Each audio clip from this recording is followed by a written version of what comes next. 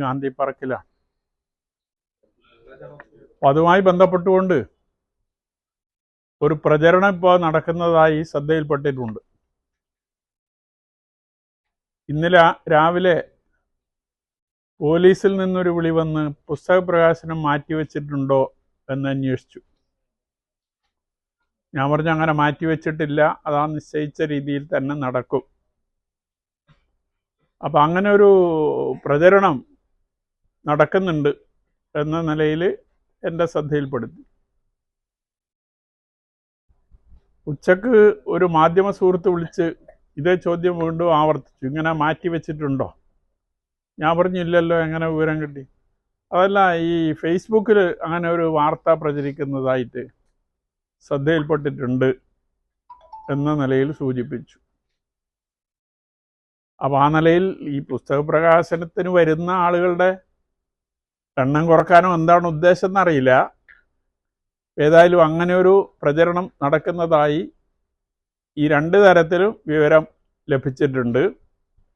അപ്പോൾ പുസ്തക പ്രകാശന ചടങ്ങിൽ ഒരു മാറ്റവുമില്ല. 4-ാം തീയതി വൈകുന്നേരം 4:30 മണിക്ക് ഗാന്ധി പാർക്കിൽ നേരത്തെ നിശ്ചയിച്ച നിലയിൽ തന്നെ ആ പരിപാടി നടക്കും. അതിനാവശ്യമായ ഒരു പ്രചരണം നിങ്ങളുടെ എല്ലാം ഭാഗത്ത് നിന്നുണ്ടാകണം എന്ന് ഈ സാഹചര്യത്തിൽ പ്രത്യേകമായി നിങ്ങളോട് അഭ്യർത്ഥിക്കുന്നതിന് വേണ്ടിയാണ്. രണ്ടാമത്തെ കാര്യം, രക്തസാക്ഷി ഫണ്ടുമായി ബന്ധപ്പെട്ടുകൊണ്ട് ജനങ്ങളോട് പറയും എന്ന നിലയിൽ പാർട്ടി സംസ്ഥാന സെക്രട്ടറി MV ഗോവിന്ദൻ മാഷ് പറഞ്ഞത് കേൾക്കാനിടയായി.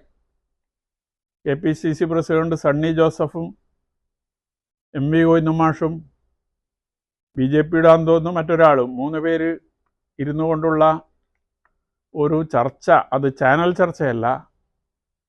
അപ്പം അതിലാണ് ഗോവിന്ദൻ മാഷ് ഈ ഒരു പ്രഖ്യാപനം നടത്തിയത്.